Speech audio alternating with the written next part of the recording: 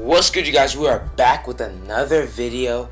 Oh, just so if you guys noticed in the background, it says AS on my mini basketball hoop, and I was doing that Adult Swim trend on TikTok. If y'all seen it, bro, that trend is so interesting to me. I did it like 3 times. Anyway, I know y'all not here for that. Today we are talking about the stinginess and the hope in every single young player that comes through in the NBA franchise, from NBA fans and NBA front offices. And it's kind of insane to me when it comes to Talen Horton-Tucker.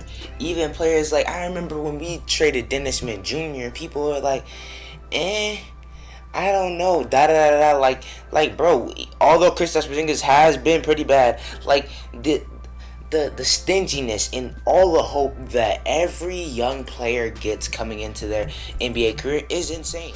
Like, bro, Luke Kennard, before he was traded and kind of given away from the Detroit Pistons, was still looked at to be like a really good scorer, not shooter, scorer in the NBA, just because he's still kind of young.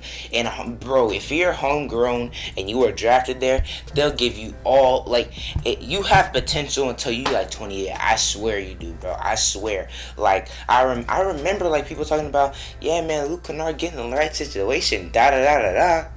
Nah, it's not the right situation. It's never the right situation. It's never the right situation for Luke Kennard to be like that type of player that some people were thinking he could be.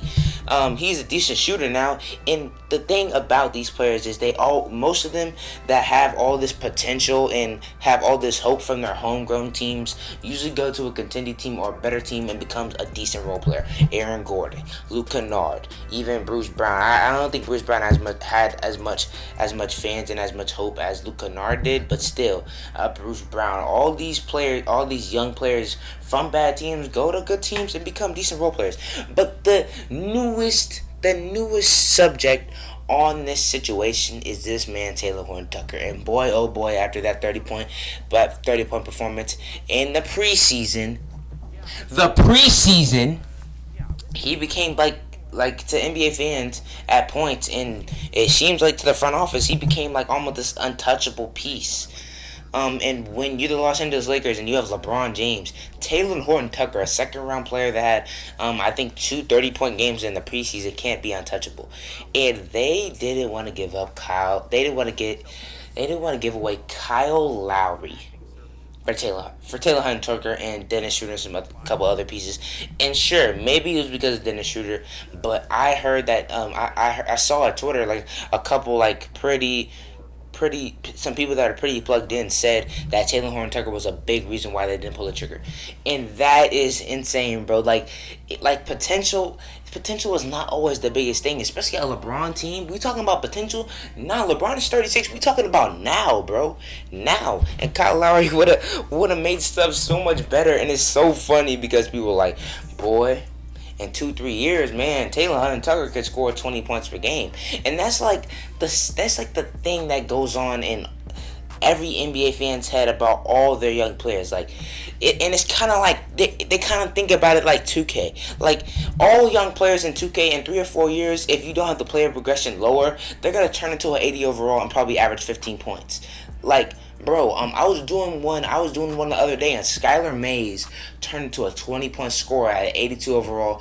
2 years me simulating through the season, and I think that's how NBA fans may think sometimes. Not NBA front offices. Some NBA front offices are just incompetent. I'm not giving them any excuses because that's their job. But NBA fans seem to think that every young player is going to be really good. Kobe White, I feel like he's not this untouchable piece just because he was picked at the 7th pick. He doesn't have all this potential. Like, probably his highest ceiling is being like a very good 6-man, and he may be another situation where he will probably be a decent role player on a championship team. I mean, not a championship team, a playoff team, and he's just not going to be like what people think he's going to be, and that is perfectly fine.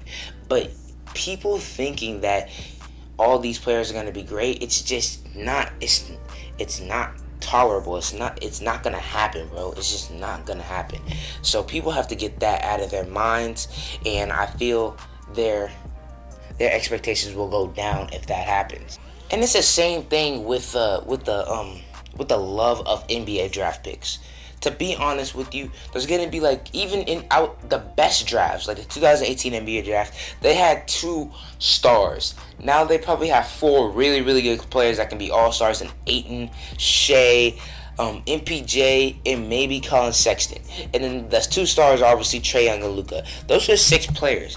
To think that you're gonna have a top 10 pick and you may have a chance of getting one of those guys, but it's very very slim. So thinking about your future and thinking about all these picks that you're getting, when in reality they can all just be bad players. You know what I'm saying? They can all suck. All those players could suck in a draft. It could be a 2000 NBA draft if it was. Probably not 2021, but like to think that just because you get like a top 10 or a lottery pick that you're going to get a really really good player in the NBA fans mind is just false, because no NBA draft is going to have like, it's not going to be a perfect draft. There's going to be busts. There's going to be Zaire Smith. There's going to be who's one from last year. There's going to be Jalen Smith hasn't had an opportunity, but there's going to be Jalen Smith.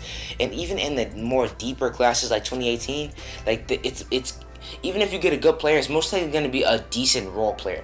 Not all of y'all are going to get stars. To say Moses Moody going to be a star, Kate Cunningham's going to be a star, Jalen Green's going to be a star, Sharif Cooper's going to be a star, Evan Mobley's going to be a star. Like 90%, I bet you money now. Not that all five of those players are going to be star players. I bet you money that won't happen. And I feel people just have to look at what they have, and maybe that's why I think trades and free agency should be more important, because it seems like people are always looking for the future and that what that could be when you have something that's right in front of you. And I don't want to bring too much football into this because this is a basketball channel, but the thing that was the most weird to me that happened this week is that Julio Jones got traded for a second round pick. And all those second round picks are more important in football than they are in basketball because there's 7 rounds. For Julio Jones to get traded for a second round pick, one of the best wide receivers of all time, that's just like, bro, you can get Julio Jones, bro. You know what he's going to do. Or you can get a second round pick that most likely will probably fizzle out in like 5 to 6 years and not be anything close to Julio Jones. Sure, he may be a Hall of Famer, but that's most likely not gonna happen. And that's the same thing in basketball with NBA fans, bro. So I think we just have to stop that mentality. Look what we have right in front of us more than thinking about the future and thinking about what people can be and progression and da da da da. Like, bro, that has to stop, or y'all gonna just keep getting disappointed, and y'all just gonna keep saying I hope, and Andrew Wiggins things is gonna happen. I promise you, Andrew Wiggins. I heard people for like 4 or 5 years say, I'm gonna give it one more year. He still has that potential. Da da da da. And although he did have a decent season with the Warriors, that's what he's gonna be, a decent above average role player. Not all these players are gonna be stars, and the quicker y'all get that into your head, the less disappointed that y'all are gonna be. Alright guys, that's all I got for you guys today. If you like this type of content, go ahead and like and sub on the video if you haven't already. I post daily content on here every single day. So if you like that, go ahead and sub. And like I said, I do daily post game recaps every single day, and sometimes I'll just do these NBA topic videos maybe every 3 days or something like that. They won't be as consistent as the NBA recap videos will be in these playoffs, but still I'm putting out these type of vids more and more often. So if you like all of that, like I said, go ahead sub to the channel, and I'll see you guys next time.